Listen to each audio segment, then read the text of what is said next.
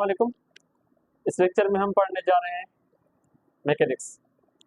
Mechanics क्या है? Mechanic physics की वो ब्रांच है जिसमें हम स्टडी करते हैं ऑब्जेक्ट्स के मोशन के बारे में, कि ऑब्जेक्ट्स के मोशन किस वजह से होते हैं। अगर कोई ऑब्जेक्ट मूव कर रहा है तो वो कौन सा रीज़न है उसके मूवमेंट के पीछे, या अगर कोई ऑब्जेक्ट मूव कर रहा है तो उसके मोशन के ड्यूरिंग कौन कौन से जो है वो डिफरेंट चीज़ें हम जो है वो देख सकते हैं। या हम कह सकते हैं कि कोई ऑब्जेक्ट अगर रेस्ट में है तो वो किस तरह से मोशन में आ सकता है, कोई ऑब्जेक्ट किसी का मोशन है तो वो किस तरह से चेंज हो सकता है वगैरह। ये मैकेनिक्स में हम पढ़ते हैं। अब फिजिक्स हमारे पास जो है, जिसको हम दो जो है वो हिस्सों में डिवाइड करते हैं, एक क्लासिकल फिजिक्स और एक मॉडर्न फिजिक्स। तो जो ये क्लासिकल फिजिक्स है, जो न्यूटन और गैलीलियो के केपलर के जो टाइम से स्टार्ट हुई थी, तो उसकी जो बेसिक्स हैं वो मैकेनिक्स है। यानी फिजिक्स में जो काम हुआ था 15-16 सेंचुरी में, वो मैकेनिक्स के ऊपर हुआ था। जो ऑब्जेक्ट्स मूव कर रहे हैं, जो भी चीज़ें मूव कर रही है, जो भी ऑब्जेक्ट्स के मोशंस के बिहेवियर है, जैसे अगर हम गैलेक्सीज की बात करें, प्लैनेट्स की बात करें, सोलर सिस्टम की बात करें, ऑन द अर्थ हम डिफरेंट चीज़ों की बात करें, अपने मूवमेंट की बात करें, हमारे डेली जो रूटीन में चीज़ें मूव करते हैं उनकी बात करें, हमारे हाथों से मूव करने से लेकर हमारे पाँव से चलने से लेकर हमारे डिफरेंट जो बिहेवियर्स हैं, जिसमें भी हम किसी भी चीज़ की पोजीशन चेंज करते हैं एक जगह से दूसरी जगह, वो सारे मोशन के रिलेटेड फिनोमेना है। ये सारे मैकेनिक्स डिफाइन करती है। तो मैकेनिक फिजिक्स की हम कह सकते हैं कि एक क्लासिकल ब्रांच है, एक ओल्ड ब्रांच है, जिसके ऊपर सबसे पहले फिजिक्स में काम हुआ था। न्यूटन जैसे साइंटिस्ट ने जो है वो उन पर काम किया था।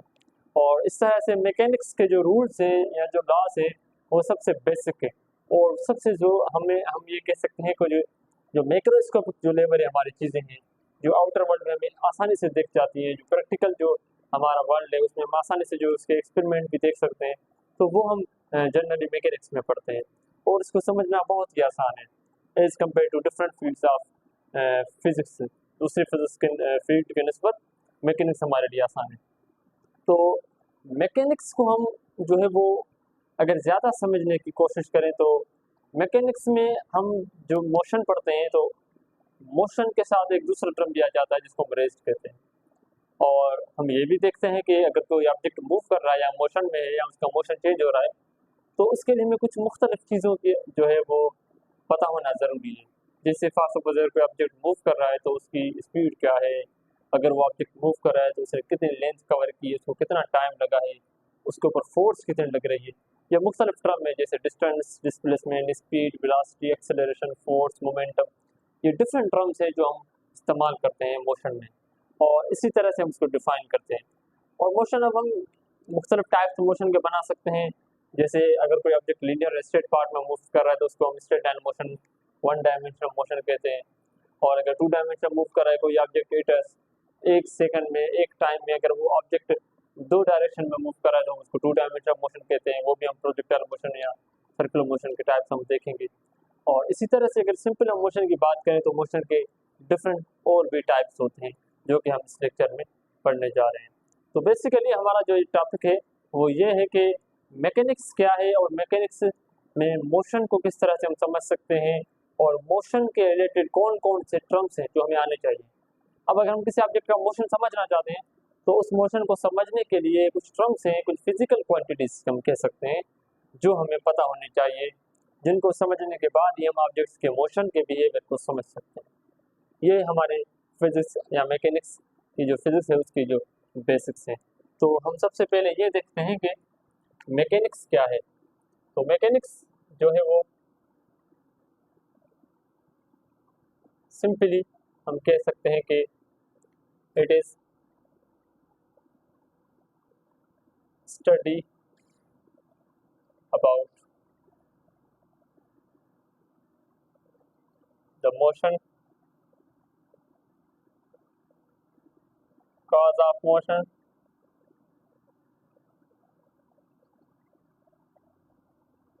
and changes in motion. Simple definition, हम सिंपली इसमें ये पढ़ते हैं कि कोई भी ऑब्जेक्ट है तो उसके मोशन का क्या रीजन है, उसका मोशन है क्या, और उस मोशन का चेंजेस किस तरह से उसमें आती है। और मैकेनिक्स को हम दो और फील्ड्स में, सब फील्ड्स में डिवाइड करते हैं, जिनको हम कहते हैं काइनेमेटिक्स और डायनामिक्स। डायनामिक्स, अब काइनेमेटिक्स क्या है और डायनामिक्स क्या है? अगर हम मोशन ऑब्जेक्ट्स का डिस्कस करें और उस मोशन में हम ये ना देखें कि ऑब्जेक्ट का जो वो मोशन है वो किस तरह से हुआ है विदा, या कौन सी चीज़ है जो ऑब्जेक्ट के मोशन को चेंज कर रही है, हमको रीजन या इफेक्ट वगैरह ना देखें, सिंपल हम मोशन के टर्म्स स्टडी करें तो उसको हम काइनेमेटिक्स कहते हैं। जबकि अगर हम मोशन को स्टडी करें और ये देखें कि उसका क्या रीज़न है, उसके चेंज होने का क्या रीज़न है, उसके मुख्तलिफ इफेक्ट्स क्या है, अगर हम ये देखें तो उसको हम जो है वो डायनामिक्स कहते हैं। सबसे हम पहले काइनेमेटिक्स समझते हैं, उसके जो टर्म्स हैं, उसके जो बेसिक्स प्रिंसिपल्स हैं वो समझते हैं, उसके बाद हम जो है वो आगे नेक्स्ट लेक्चर में जो है वो काइनेटिक्स के ऊपर बात करेंगे, डायनामिक्स के ऊपर। तो काइनेमेटिक्स क्या है? स्टडी ऑफ मोशन और टर्म्स और basics of motion.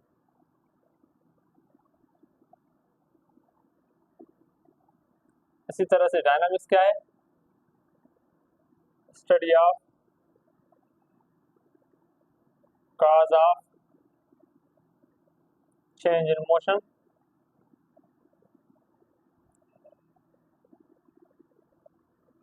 and its effects, और इसके इफेक्ट्स क्या है ये हम इसमें पढ़ते हैं सिंपली। अब जो हमारे पास काइनेमेटिक्स है इसमें हम पढ़ते हैं कि स्पीड, वेलोसिटी, एक्सेलरेशन, मुख्तलिफ टर्म्स जो मोशन यानी कोई ऑब्जेक्ट मूव करता है उसके पास होते हैं वो क्या है। और डायनामिक्स में हम स्टडी करते हैं कि फोर्स, मोमेंटम वगैरह उनका आपस में रिलेशन क्या है, वो किस तरह से हम डिफाइन करते हैं। ये हमारी डायनामिक्स का बेसिक्स है, या इसमें हम laws of conservation of momentum वगैरह जो है वो इसमें स्टडी करते हैं और डिफरेंट इफेक्ट्स स्टडी करते हैं। तो हम अगर सिंपली काइनेमेटिक्स को स्टार्ट करें तो काइनेमेटिक्स को समझने के लिए हमें सबसे पहले पता होना चाहिए कि मोशन है क्या, उसको हम किस तरह से फिजिक्स में डिफाइन करते हैं, और मोशन के जो अल्टरनेटिव दूसरा जो हमारा उसका अपोजिट टर्म है रेस्ट, वो क्या है। तो मोशन और रेस्ट दो सिंपल वर्ड है जो हम कॉमनली यूज करते हैं, लेकिन इनके कॉन्सेप्ट थोड़े डिफरेंट है। हम इनको किस तरह से डिफाइन करते हैं? फिजिक्स की जुबान में हम कह सकते हैं कि अगर कोई फॉर सपोज ऑब्जेक्ट है, अगर वो किसी कोऑर्डिनेट सिस्टम के हिसाब से किसी जगह पर है, अगर वो ऑब्जेक्ट अपने वो सिस्टम यानी एक इन्वायरमेंट अगर आप फिक्स कर दें, फॉर सपोज अगर मैं रूम को इन्वायरमेंट फिक्स कर दूं, अपना अपना सिस्टम या इन्वायरमेंट हम कहते हैं फिजिक्स या केमिस्ट्री में उस चीज़ को जिसके ऊपर हम रिसर्च करते हैं, कोई भी सिंपल चीज़ जिसके ऊपर आप रिसर्च कर रहे हैं, जिसको आप स्टडी कर रहे हैं, उसको हम इन्वायरमेंट और सिस्टम कहते हैं। तो अगर हम अपना कोई सिस्टम रख रहे हैं, उस सिस्टम के मुताबिक या अपनी सराउंडिंग हम कह सकते हैं या इन्वायरमेंट कह सकते हैं, अगर उस इन्वायरमेंट या सराउंडिंग या सिस्टम के मुताबिक अगर कोई ऑब्जेक्ट अपनी पोजीशन चेंज नहीं कर रहा, अपनी जगह वक्त गुजर रहा है लेकिन चेंज नहीं कर रहा, तो हम उसको रेस्ट कहते हैं, सिंपल। लेकिन अगर कोई ऑब्जेक्ट अपने सिस्टम, अपने सराउंडिंग या इन्वायरमेंट के मुताबिक अपनी पोजीशन या जगह चेंज कर ले, तो हम कहते हैं कि वो ऑब्जेक्ट मोशन में है। ये कॉन्सेप्ट सिंपल है, सिंपल डेफिनेशन है, लेकिन थोड़ा इसमें एक ट्रिक है, वो हम समझते हैं वो क्या है। पहले हम सिंपल इनकी डेफिनेशन लिख लें। तो रेस्ट क्या है? If a body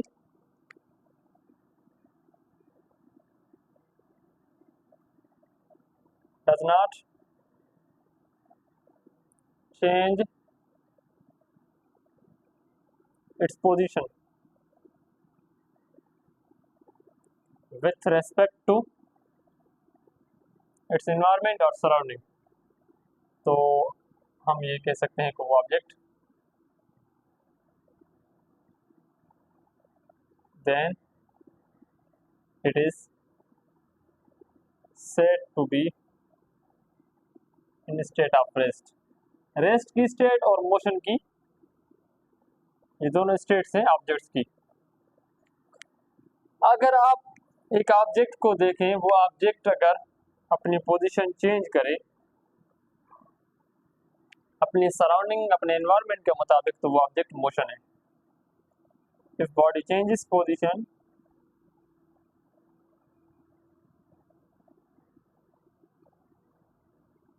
with respect to its surrounding, then it is in state of motion। तो वो ऑब्जेक्ट मोशन की स्टेट में। सिंपल है, लेकिन अगर हम देखें तो सराउंडिंग या एनवायरनमेंट के मुताबिक क्या पोजीशन किस तरह से चेंज होती है। अगर आप किसी भी ऑब्जेक्ट को कंसीडर कर लें, किसी भी बॉडी को कंसीडर कर लें, अगर वो फॉर सपोज अगर हम एग्जांपल ले लें कि अब अगर कोई ऑब्जेक्ट रेस्ट में है तो हम कहेंगे आप रेस्ट है।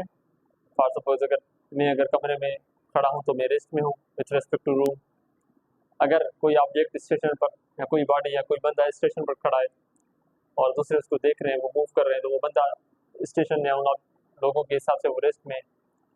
इसी तरह से अगर फॉर सपोज हमारे अर्थ पर कोई भी बंदा है, एक ऑब्जेक्ट है अर्थ के ऊपर सरफेस के ऊपर खड़ा है, तो अर्थ के ऊपर जो भी ऑब्जेक्ट्स हैं उनके मुताबिक वो रेस्ट में होगा। अगर कोई ऑब्जेक्ट मूव कर रहा है तो हम सिंपली कह देते हैं कि फॉर सपोज अगर कोई मूव कर रहा है तो हम कहेंगे वो मोशन है। या अगर कोई ऑब्जेक्ट है, कोई बंदा है या कोई चीज़ है किसी मूविंग ऑब्जेक्ट के ऊपर है या उसके अंदर है, जैसे कोई कार में बैठा हुआ है, बस में बैठा हुआ है, ट्रेन में बैठा हुआ है या घोड़े वगैरह के ऊपर सवारी कर रहा है, तो अगर वो चीज़ मूव कर रही है तो वो ऑब्जेक्ट भी उसके साथ मूव कर रहा होता है, हम ये कंसिडर करते हैं, तो वो ऑब्जेक्ट मोशन में। ये सिंपल है ये कॉन्सेप्ट। लेकिन रेस्ट और मोशन का कॉन्सेप्ट इतना सिंपल नहीं है। क्यों?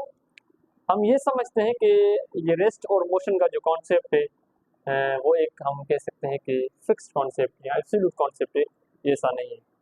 फॉर सपोज अगर हम ये कंसिडर कर लें कि एक ऑब्जेक्ट है, कार के हिसाब से अगर हम देखें, फॉर सपोज एक कार में बंदा बैठा है तो कार के हिसाब से वो रेस्ट में है ऑब्जेक्ट। अगर उसका सिस्टम कार है तो उसके हिसाब से रेस्ट में। सिस्टम या सराउंडिंग या एनवायरनमेंट का वर्ड इस वजह से रखना या लेना ज़रूरी है क्योंकि इसकी वजह से मिसकंसेप्शन पैदा होगी अगर हम इसको यूज़ नहीं करेंगे तो। विथ रिस्पेक्ट टू कार, अगर कार सिस्टम कर लें तो उसके मुताबिक वो बंदा रेस्ट में है क्योंकि कार के मुताबिक वो बंदा अपनी पोजीशन चेंज नहीं कर रहा। लेकिन अगर स्टेशन या रोड पर देखे खड़े हुए बंदे के मुताबिक अगर देखे तो वो ऑब्जेक्ट मूव कर रहा है क्योंकि कार मूव कर रही है। ये सिंपल नहीं है। अगर इसको और ज़्यादा देखें, फॉर सपोज अगर कोई एक पर्सन है वो on the surface of earth है और दूसरा किसी दूसरे प्लेनेट से उसको देख रहा है, तो सरफेस ऑफ अर्थ या अर्थ के मुताबिक तो वो ऑब्जेक्ट रेस्ट पर है, लेकिन अगर दूसरे प्लेनेट या स्पेस में से कोई इसको देखे तो वो मूव हो रहा होगा क्योंकि अर्थ जो है वो मूव कर रही है। तो हमारे यहाँ एब्सोल्यूट रेस्ट का कॉन्सेप्ट तो नहीं है। सिस्टम बहुत ज़रूरी है हमारे लिए, लेकिन सिस्टम को डिफाइन करना बहुत ज़रूरी है। लेकिन ये भी बात पता होना ज़रूरी है कि एब्सोल्यूट रेस्ट और एब्सोल्यूट मोशन का कॉन्सेप्ट नहीं है, ये रिलेटिव होते हैं। अब जो ऑब्जर्वर होता है, जो ऑब्जर्व करता है किसी की स्टेट मोशन की या रेस्ट की, उस पर डिपेंड करता है कि वो खुद क्या कर रहा है। अगर दो ऑब्जेक्ट से सेम स्पीड के साथ मूव कर रहे हैं तो वो एक दूसरे के मुताबिक पोजीशन चेंज नहीं कर रहे होंगे क्योंकि वो दोनों एक दूसरे के मुताबिक चल रहे हैं, दोनों की स्पीड सेम है। वो एक दूसरे वो नहीं कहेंगे हम दोनों मोशन में हैं, लेकिन वो एक दूसरे के साथ एक दूसरे को रेस्ट में कंसीडर करेंगे। तो एब्सोल्यूट रेस्ट और एब्सोल्यूट मोशन का कॉन्सेप्ट अभी नहीं है हमारे यहाँ, दोनों के रिलेटिव कॉन्सेप्ट है। यानी डिपेंड करता है कि ऑब्जर्वर किस स्टेट में है, जो ऑब्जर्व कर रहा है उसका सिस्टम, उसकी सराउंडिंग, उसका एनवायरनमेंट या उसकी स्टेट क्या है। और क्योंकि हमें पता है कि यूनिवर्स भी मोशन में है, एक्सपेंड हो रही है ऑलवेज, तो हम कह सकते हैं कि एब्सोल्यूट रेस्ट का कोई भी कॉन्सेप्ट नहीं है। तो मोशन एंड रेस्ट ये दोनों जो है हमारे रिलेटिव कॉन्सेप्ट है, यानी डिपेंड करते हैं, रिलेटिव है, रिलेटेड है किसी न किसी ऑब्जर्वर, सिस्टम या सराउंडिंग के ऊपर। ना कि हम अगर कहें कि कोई ऑब्जेक्ट रेस्ट में या मोशन में है वो फिक्स हो गया, एब्सोल्यूट हो गया, ऐसे नहीं। एब्सोल्यूट चीज़ें टेम्पररी नहीं होती, परमानेंट होती हैं, फिक्स्ड होती हैं, लेकिन रिलेटिव चीज़ें डिपेंड करती हैं मुख्तलिफ फिनोमिनास पर, मुख्तलिफ कंडीशंस पर। तो concept of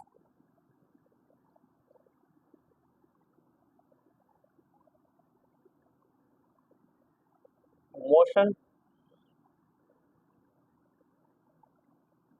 and rest are not absolute but relative. It depends upon observer.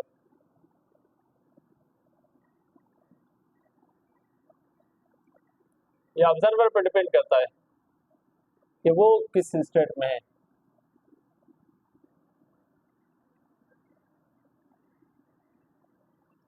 He or she is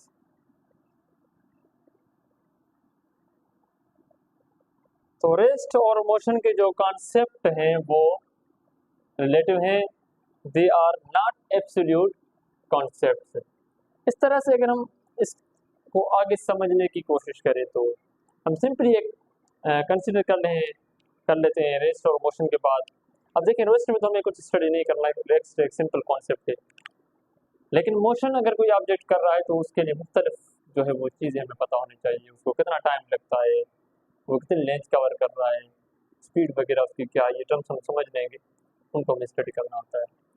अब अगर हम सिंपली देख लें कि मोशन के कितने टाइप्स हो सकते हैं। ऑब्जेक्ट मुख्तलिफ तरीक़ों से मूव करते हैं। कुछ ऑब्जेक्ट्स होते हैं जो लीनियर मूव करते हैं, जिसको हम रेक्टिलिनियर मोशन कहते हैं। अगर ऑब्जेक्ट सीधे मूव कर रहे हैं, एक स्ट्रेट लाइन में मूव कर रहे हैं, एक डायरेक्शन मूव कर रहे हैं, तो हम उनके मोशन को रेक्टिलिनियर और लीनियर मोशन कह सकते हैं। ट्रांसलेटरी मोशन क्या होता है? अगर ऑब्जेक्ट्स इस तरह से मूव करें कि उसके जो ऑब्जेक्ट्स के डिफरेंट पार्टिकल्स हैं, डिफरेंट उसके जो पार्ट्स हैं, वो उसके साथ उसी डायरेक्शन में मूव करें तो हम उसको ट्रांसलेटरी मोशन सिंपली कह देते हैं। ये इसमें हमारा लीनियर मोशन, सर्कुलर मोशन वगैरह उसके टाइप्स आ जाते हैं। अब दूसरा मोशन का टाइप होता है रोटेटरी मोशन, जिसको हम कहते हैं कि अगर कोई ऑब्जेक्ट एक एक्सिस पर, एक जगह पर मूव कर रहा है अपने एक्सिस के अराउंड, तो उसको रोटेटरी मोशन कहते हैं। अर्थ का जो एक्सिस के ऊपर मोशन होता है वो रोटेटरी होता है। एक फैन मूव कर रहा है तो वो रोटेटरी मोशन है। इस तरह से एक तीसरा टाइप भी हम बता सकते हैं मोशन का, जिसको वाइब्रेटरी मोशन कहते हैं।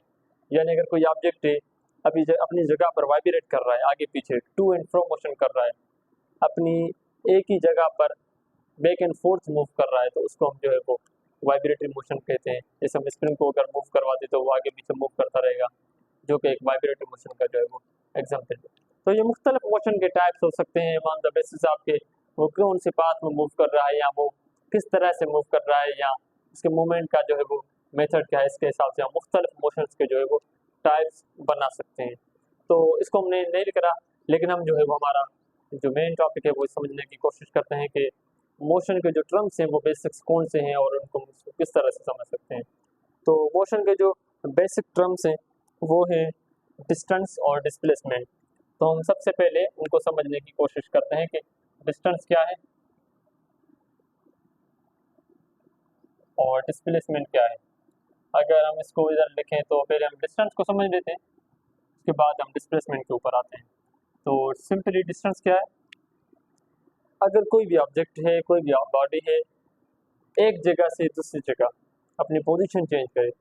पोजीशन क्या होती है? अगर हम पोजीशन को डिफाइन कर लें तो पोजीशन सिंपली होती है कि लोकेशन ऑफ एन ऑब्जेक्ट। कोई भी ऑब्जेक्ट है उसकी location with respect to a coordinate system, किसी भी रेफरेंस के मुताबिक उसकी जो पोजीशन होती है और लोकेशन होती है उसको हम पोजीशन कहते हैं। It is location of a body with respect to a system।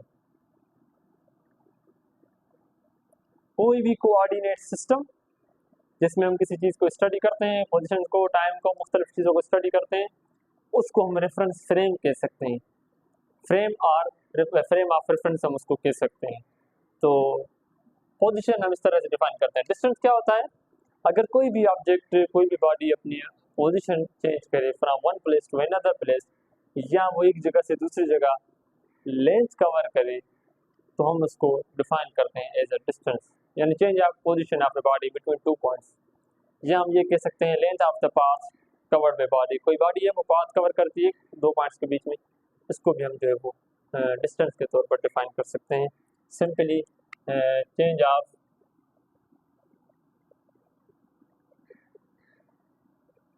Position of a body between 2 points, और length of path taken by body between 2 points। Simply हम इसको डिफाइन करते हैं कि फॉर सपोज अगर एक पॉइंट ये है ए और दूसरी पॉइंट फॉर सपोज ये है बी, तो इन पॉइंट्स के बीच में मुख्तलिफ जो ऑब्जेक्ट मूव करेगा ये डिस्टेंसेस हैं। अगर किसी भी तरह से ऑब्जेक्ट मूव करे तो ये सारे डिस्टेंसेस हैं। पॉइंट्स हैं, इन दोनों के बीच में अगर कोई ऑब्जेक्ट मूव कर रहा है, अगर इसकी ये फर्स्ट पोजीशन है, इसको हम कहें फॉर सपोज R1 कहें, D1 कहें या और कुछ भी कहें, किसी भी लेटर से इसको डिनोट कर सकते हैं, इसको R2 कहें, तो हम डिस्टेंस को किस तरह से डिफाइन करेंगे, चेंज ऑफ पोजीशन है क्योंकि, तो चेंज को हम डिफाइन करते हैं डेल्टा से, change of position delta R भी कह सकते हैं, R2 माइनस R1, या डेल्टा D भी कह सकते हैं, D2 माइनस D1, या डेल्टा S भी कह सकते हैं हम, डेल्टा S, अगर मैं इसको S1 कहूँ, इसको मैं S2 कहूँ, तो S2 माइनस S1, इस तरह से हम जो है वो डिस्टेंस को डिफाइन करते हैं। अब जो डिस्टेंस है वो क्या है, एक लेंथ है, तो हम इसको ऐसा यूनिट जो इसका हम यूज करेंगे वो मीटर्स करेंगे, SI unit of distance is meter. हमने यहाँ पर ये नहीं कहा कि कौन सा डायरेक्शन है, किस डायमेंशन में मूव करना है, तो इस वजह से ये स्केलर क्वांटिटी है। तो distance is a scalar quantity. हम नॉर्मली इसको अपनी लाइफ में यूज करते हैं, तो हम कहते हैं कि हमने इतना किलोमीटर तय करना है, इतना किलोमीटर मूव करना है, ये करना है, तो वो हम डायरेक्शन के मुताबिक नहीं कहते, हम सिर्फ ऑन द पाथ जो हम टेक कर रहे होते हैं अपने राइड के ऊपर, उसके मुताबिक कहते हैं कि इतना जो है वो ये फासला है। तो ये एक स्केलर क्वांटिटी है, इसमें डायरेक्शन की हमें नीड नहीं होती, distance is a scalar quantity. अगर हम इसके डायमेंशन की बात करें, तो इसका जो डायमेंशन है, क्योंकि लेंथ का डायमेंशन L है, तो इसका डायमेंशन भी मीटर है यूनिट, तो हम इसको लेंथ से शो करते, तो इसका डायमेंशन L हो जाएगा, इज द डायमेंशन। तो हम इसको डिस्टेंस को इस तरह से डिफाइन करते हैं सिंपली। अगर हम इस तरह से डिस्प्लेसमेंट को डिफाइन करें, तो डिस्प्लेसमेंट क्या होता है, अगर मैं इसको ड्रॉ करूं, तो डिस्प्लेसमेंट सिंपली डिस्टेंस ही होता है, लेकिन उसमें और डिस्टेंस में ये फर्क है कि डिस्टेंस में हम किसी भी ऑब्जेक्ट का डायरेक्शन मेंशन नहीं करते। फॉर सपोज अगर कोई दो पॉइंट्स है, आप उनके दरमियान मूव कर रहे हैं, तो उन दो पॉइंट्स के दरमियान आप मुख्तलिफ तरीकों से जा सकते हैं, तो वो मुख्तलिफ जो आपके मेथड्स होंगे जाने के, पाथ्स होंगे जाने के, वो सारे आपके डिस्टेंसेस हैं, लेकिन उन सारे डिस्टेंसेस में जो सबसे कम होगा, उन सारे डिस्टेंसेस में जो एक डायरेक्शन में डिस्टेंस होगा, जो डिस्टेंस किसी डायरेक्शन का होगा, किसी डायरेक्शन को शो कर रहा होगा, फिक्स पाथ में होगा और फिक्स डायरेक्शन में होगा, उस डिस्टेंस को हम डिस्प्लेसमेंट कहेंगे। यानी सिंपली डिस्प्लेसमेंट किन भी दो पॉइंट्स के दरमियान एक डिस्टेंस ही होता है, लेकिन वो उन दो पॉइंट्स के दरमियान शॉर्टेस्ट डिस्टेंस होता है। अब अगर दो पॉइंट्स आप ले लें, एक जगह से आप दूसरी जगह जा रहे हैं, तो मुख्तलिफ डिस्टेंस होंगे, लेकिन डिस्प्लेसमेंट एक होगा, और वो डिस्प्लेसमेंट होगा सीधा एक लाइन में, स्ट्रेट पाथ में, जिसको हम डिस्प्लेसमेंट कहेंगे। डिस्प्लेसमेंट क्योंकि डायरेक्शन हम इसमें मेंशन कर रहे हैं, तो ये एक डायरेक्शनल क्वांटिटी है, यानी एक वेक्टर है, स्केलर नहीं है। लेकिन इसकी जो अगर हम मेजरमेंट की बात करें, तो उसको भी हम मीटर में नापते हैं, तो ये इसका मीटर जो है वो यूनिट है, और डायमेंशन इसका सेम हो जाएगा L, क्योंकि वो लेंथ का डायमेंशन है। लेकिन है ये वेक्टर क्वांटिटी। वेक्टर क्वांटिटी इस वजह से है क्योंकि जब डिस्प्लेसमेंट की हम बात करेंगे, तो हम उसके साथ डायरेक्शन की बात ज़रूर करेंगे। अब अगर कोई ऑब्जेक्ट एक डायरेक्शन में मूव कर रहा है सीधा, तो उसका डिस्प्लेसमेंट और डिस्टेंस दोनों कंसाइड करेंगे, दोनों सेम होंगे। क्यों? क्योंकि स्ट्रेट लाइन में डिस्टेंस होता है, तो डिस्प्लेसमेंट भी वही होता है। तो सिंपली अगर मैं डिफाइन करूं डिस्प्लेसमेंट को, तो डिस्प्लेसमेंट क्या है, shortest distance between two points. और पहले मैं इसको डिफाइन करता हूँ, change of position of a body between two points in particular direction. या हम इसको वैसे भी डिफाइन कर सकते हैं कि शॉर्टेस्ट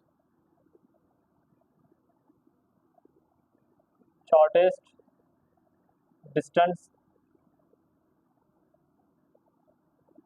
बिटवीन टू पॉइंट्स। इसी तरह से हम इसको रिप्रेजेंट करेंगे डेल्टा S से, डेल्टा R से, या डेल्टा D से। किसी से भी हम इसको रिप्रेजेंट कर सकते हैं। डेल्टा जे को शो करता है लेकिन उसके ऊपर वेक्टर की साइन देंगे जरूरी से। अगर हम इसको और देखेंगे तो ये it's S I unit is meter, same वही बात। It is vector, it is a vector quantity.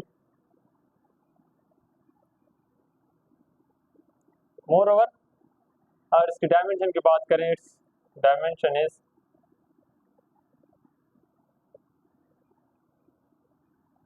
L. Dimension को हम स्क्वायर ब्रैकेट में शो करते हैं।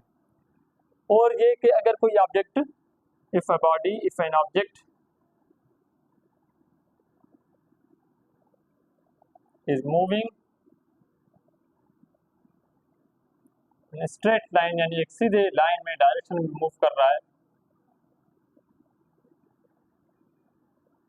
Then its displacements coincides or is equal to distance with or to distance। अगर कोई object एक स्ट्रेट लाइन में मूव कर रहा है, लीनियर पाथ, लीनियर डायरेक्शन में मूव कर रहा है, तो उसका डिस्टेंस और उसका डिस्प्लेसमेंट दोनों जो है वो कोइंसाइड करेंगे, दोनों जो है वो सेम होंगे। इस वजह से हम ये कह सकते हैं कि डिस्टेंस और डिस्प्लेसमेंट दोनों सेम नेचर की जो है वो क्वांटिटीज़ हैं, लेकिन वो डायरेक्शनल है और वो जो स्केलर क्वांटिटी है। तो ये इन दोनों का जो है वो डिफरेंस है। अगर हम और देख लें सिंपली, अगर हम इससे आगे जो टर्म्स है उनको स्टडी करें तो हमारे पास आ जाता है स्पीड और वेलोसिटी का जो है वो कॉन्सेप्ट। अब स्पीड और वेलोसिटी का कॉन्सेप्ट क्या है? सिंपल कॉन्सेप्ट है। स्पीड हम कहते हैं कि फॉर सपोज अगर कोई ऑब्जेक्ट मूव कर रहा है, यानी अगर कोई ऑब्जेक्ट डिस्टेंस कवर कर रहा है, वो डिस्टेंस कवर करने के टाइम उसको कितना जो है वो सेकंड, मिनट या आवर का टाइम या डेज का टाइम लग रहा है, यानी अगर हम टाइम के मुताबिक देखें उसके मूवमेंट को, उसके मोशन को, तो उसको हम कहते हैं स्पीड। नॉर्मली हम स्पीड का वर्ड यूज़ करते हैं कि हम इतनी स्पीड के साथ मूव कर रहे हैं, हमारे ऑब्जेक्ट की इतनी स्पीड है। तो जनरल स्पीड है क्या?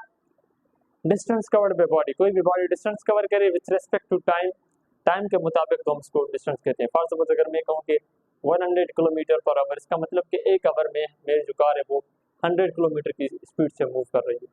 अगर हम कहें कि हमें 500 किलोमीटर डिस्टेंस जो है वो कवर करना है, तो हमें अगर फॉर सपोज 100 की स्पीड से मूव करें तो कितना टाइम लगेगा? तो हम कहेंगे कि 5 घंटे जो है वो लगेंगे। तो डिस्टेंस अपॉन टाइम, या हम ये भी कह सकते हैं ratio of distance with respect to time is simply called as speed. तो सिंपली स्पीड में हम डिस्टेंस को मेंशन करते हैं, डिस्कस करते हैं by considering the time as an important quantity. Time को हम टाइम के मुताबिक हम देखते हैं कि वो ऑब्जेक्ट कितना जो है वो डिस्टेंस कवर कर रहा है। तो अगर हम स्पीड को डिफाइन करें तो सिंपली स्पीड क्या है? मुख्तलिफ तरीकों से इसको डिफाइन कर सकते हैं। एक ये है कि distance covered bye a body in unit time. Unit time अगर कोई ऑब्जेक्ट डिस्टेंस कवर करे तो हम इसको स्पीड कहते हैं। या हम कह सकते हैं रेशो ऑफ, सिंपली अगर रेशो यानी डिवीजन, यहाँ पर रेशो का मतलब डिवीजन है।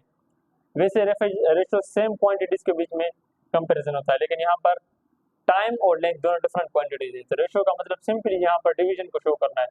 Ratio of ratio between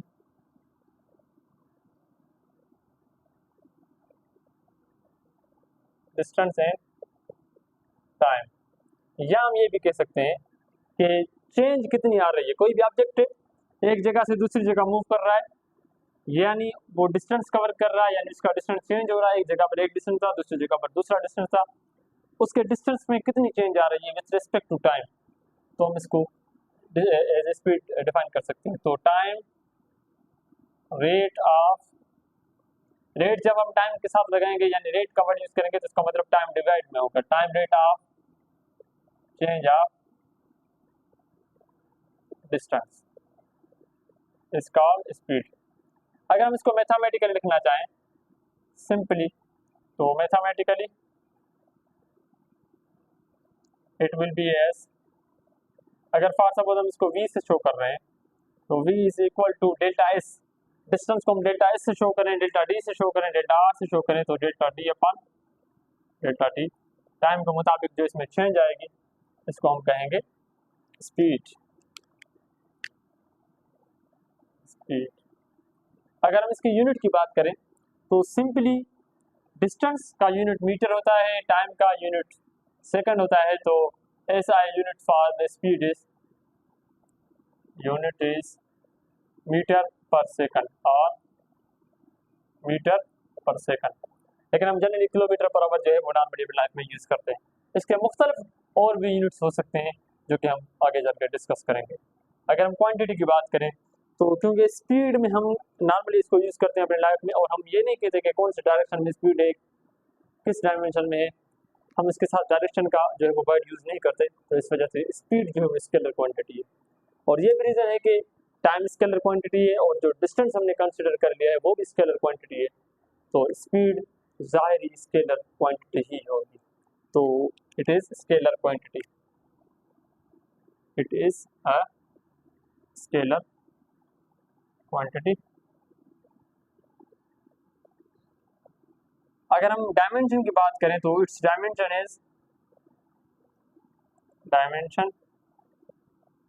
is length का डायमेंशन एल है, टाइम का डायमेंशन टी है, ये ऊपर जाएगा इनवर्स में हो जाएगा एल टी इनवर्स, तो इसका डायमेंशन हो जाएगा एल टी इनवर्स, ये जो है वो स्पीड का जो है वो डायमेंशन है। तो सिंपली स्पीड हमारे लाइफ में सबसे कॉमन वर्ड है जो हम यूज करते हैं, जब भी हम मूव करते हैं, हम रन करते हैं, हम ड्राइव करते हैं, हम राइड करते हैं किसी चीज़ के ऊपर, तो हम स्पीड नॉर्मली यूज करते हैं कि इस चीज़ की स्पीड इतनी है, इसकी स्पीड इतनी होनी चाहिए। तो जब भी हम स्पीड का वर्ड यूज करते हैं तो हमारे माइंड में ये होता है कि ये ऑब्जेक्ट इतने लेंथ इतना डिस्टेंस कवर करेगा इतने टाइम के मुताबिक, या इसको इतना टाइम लगेगा इतने डिस्टेंस कवर करने के लिए। सिंपल जो है वो इसके कॉन्सेप्ट है, तो ये स्पीड हमारा सबसे कॉमन वर्ड है। अब अगर हम दूसरे अपने कॉन्सेप्ट के ऊपर आ जाएं जिसको हम वेलोसिटी कहते हैं, तो वेलोसिटी क्या है कि अगर हम किसी ऑब्जेक्ट की डिस्प्लेसमेंट की बात करें, जिस तरह से हमने डिस्टेंस की बात की थी और डिस्प्लेसमेंट की, अगर इसी तरह से हम स्पीड कंसीडर कर रहे थे और उसमें हम कंसीडर कर रहे थे डिस्टेंस, लेकिन अगर हम वेलोसिटी की बात करेंगे तो वेलोसिटी हम टर्म वहाँ पर यूज करते हैं, अपने लाइफ में तो यूज नहीं करते इसको हम कॉमनली, लेकिन उस जगह पर यूज करते हैं जब हम डायरेक्शन की बात कर रहे हैं।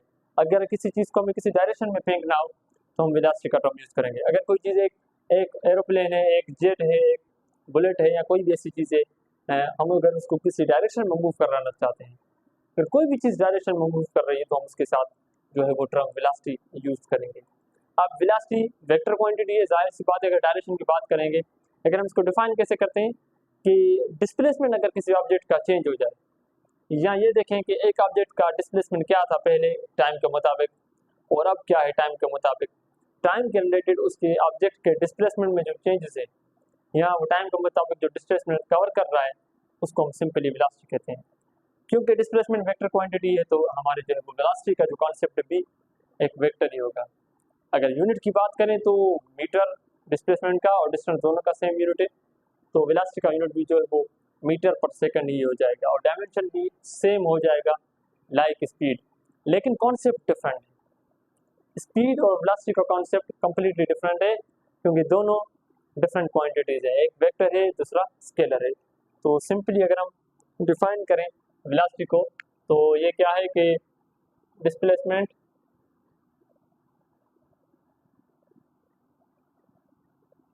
Covered by body in unit time, या हम ये कह सकते हैं कि time rate of change of displacement, time rate of change of displacement. अगर हम इसको मैथमेटिकल लिखना चाहें तो वेक्टर क्वांटिटी है तो इसको हम v के ऊपर वेक्टर देंगे और मैथमेटिकली, और अगर हम डिस्टेंस या डिस्प्लेसमेंट को d से शो करें इस तरह से, यहाँ ऐसे भी शो करते हैं और टाइम को इस तरह से, तो ये हो जाएगा v equal d upon t। ये हमारा हो जाएगा वेलोसिटी का फार्मूला, सिंपल फार्मूला कि change in displacement divided by change in time is called as velocity. वही बात कि इट्स यूनिट जो है वो सेम है, unit is meter per second, और अगर इसके डायमेंशन की बात करें तो वो है dimension is L T inverse, same like velocity, लेकिन it is a vector quantity, ये एक वेक्टर क्वांटिटी है। ये जो कॉन्सेप्ट है वो डिफरेंट है। तो सिंपली ये स्पीड और ये वेलोसिटी का जो है वो डिफरेंट जो डेफिनेशन है। अब अगर हम ये देखें कि इनके डिफरेंट टाइप्स भी हो सकते हैं स्पीड के और वेलोसिटी के। फॉर सपोज अगर हम किसी ऑब्जेक्ट की बात करें कि कोई ऑब्जेक्ट है वो एक इंटरवल में, यानी इंटरवल हम एक टाइम के वक्फे को कह सकते हैं, एक पीरियड को कह सकते हैं। अगर एक ऑब्जेक्ट एक इंटरवल में एक जितने डिस्टेंसेस कवर करे, फॉर सपोज फर्स्ट इंटरवल हमारा, हम एक इंटरवल फिक्स कर देते 1 आवर का, उसमें एक ऑब्जेक्ट 100 किलोमीटर उसने डिस्टेंस कवर किया, दूसरा इंटरवल उसने 100 किलोमीटर डिस्टेंस कवर किया, तीसरे इंटरवल में भी उसने 100 किलोमीटर डिस्टेंस कवर किया, तो उस ऑब्जेक्ट की जो स्पीड होगी उसको हम यूनिफॉर्म स्पीड कहेंगे। यानी if a body covers equal distances in equal interval of time it is said to be in uniform speed. Simple है। इसी तरह से अगर ऑब्जेक्ट कोई मूव कर रहा है डिफरेंट स्पीड के साथ, पहले इंटरवल में उसकी डिस्टेंस उसका 100 मीटर था 1 आवर में, दूसरा इंटरवल अगर हम देखें तो उसमें 150 किलोमीटर था, तीसरे में 200 किलोमीटर था, किसी में 550 किलोमीटर था। तो हर इंटरवल जो हमने फिक्स कर दिया, आप इंटरवल को भी कर सकते हैं, 1 सेकंड का, 1 घंटे का, 2 दिन का, 2 साल का इंटरवल आप कर सकते हैं, लेकिन उसके मुताबिक जो डिस्टेंस होंगे उसके हिसाब से हम देखेंगे कि स्पीड यूनिफॉर्म है या वेरिएबल है। अगर सेम डिस्टेंस हमें ना मिले हर इंटरवल में तो आपकी जो स्पीड है उसको हम वेरिएबल स्पीड कहेंगे। इस तरह से और भी हम टाइप्स बना सकते हैं, डिफाइन कर सकते हैं। जैसे एवरेज स्पीड क्या होती है, कोई भी ऑब्जेक्ट जो टोटल डिस्टेंस कवर करता है अपना और उसका जो टोटल टाइम उसको लगता है उस कवर करने में, उसको हम एवरेज स्पीड कहते हैं। इसी तरह से अगर हम इंस्टेंटेनियस स्पीड की बात करें तो अगर हम किसी ऑब्जेक्ट की स्पीड देखें व्हेन, या जब वो किसी एक जगह से, एक पॉइंट से किसी एक सेकंड में गुजर रहा है, यानी टाइम के मुताबिक जब हम किसी एक लम्हे में उसकी स्पीड देखना चाहें तो उस लम्हे में जो बहुत कम होगा, बहुत शॉर्ट होगा, उस टाइम उसकी जो स्पीड होगी उसको इंस्टेंटेनियस स्पीड कह सकते हैं। The speed of a body at an instant of time, shortest instant of time, उसको हम इंस्टेंटेनियस स्पीड कह सकते हैं। सिंपल टर्म से, सिंपल टर्मिनोलॉजी है। ये टर्मिनोलॉजी स्पीड के भी लिए भी सेम ही है और वेलोसिटी के लिए भी सेम ही है। तो यूनिफॉर्म वेलोसिटी भी इसी तरह से होगी, equal intervals, displacements in equal intervals of time, जो है वो हमारी यूनिफॉर्म जो है वो वेलोसिटी होगी। इसी तरह से average velocity total displacement upon total time average velocity हम कह सकते हैं। इसी तरह से जो इंस्टेंटेनियस है हम, या वेरिएबल वेलोसिटी है वो ऐसे ही होती है, डिस्प्लेसमेंट अगर डिफरेंट हो विद टाइम तो हम उसको वेरिएबल वेलोसिटी कहेंगे।